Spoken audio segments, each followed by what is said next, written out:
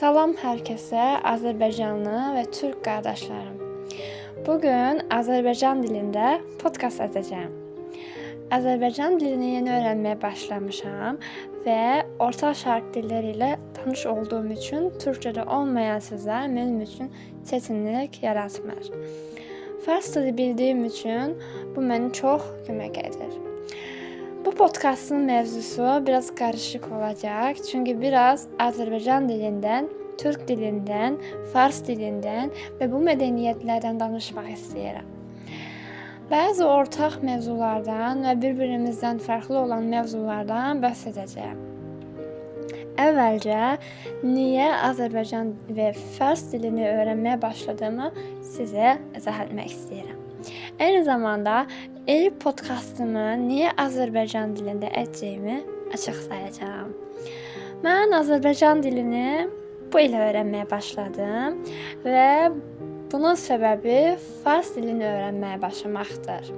Fars dilini öyrənməyə başlamağımın səbəbi isə Fars filmlərini çox sevməyimdir. Fars filmlərinə baxmağa və mahnılar dinləməyə başladığımda Azərbaycan dilindəki ritmlə çox bənzədiyini kəşf etdim. Fars dilini dinlədikcə ağlıma həmişə Azərbaycan dili gəlməyə başladı.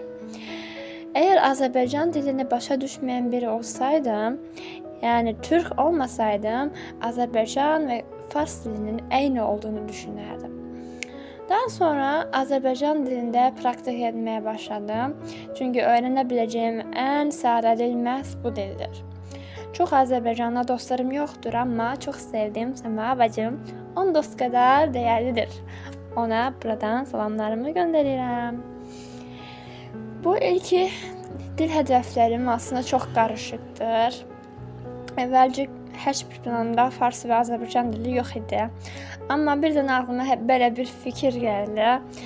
Bu il Azərbaycan və Fars dillərimi inkişaf etdirmək istəyirəm, amma həyat buna imkan verəcəkmi, bilmirəm.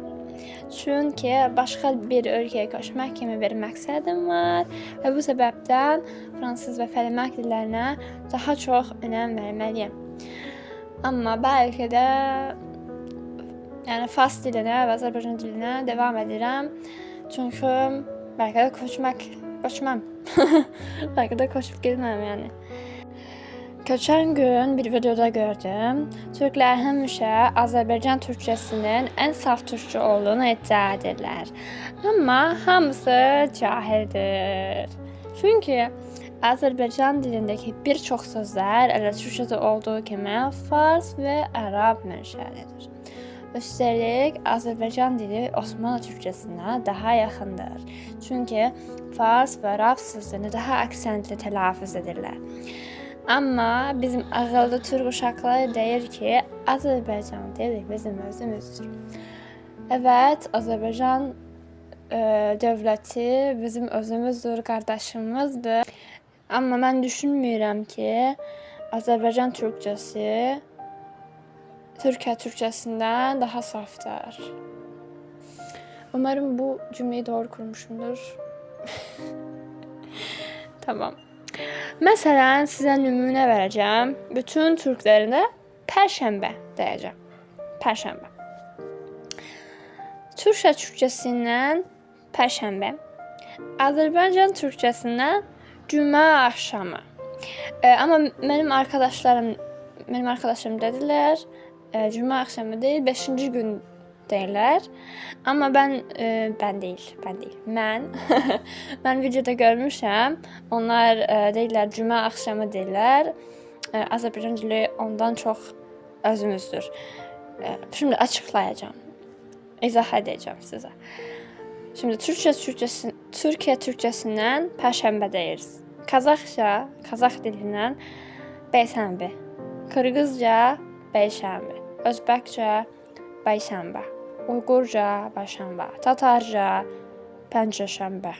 Türkməncə Pəncəşənbə. Bunların hamısı fars mənşəlidir.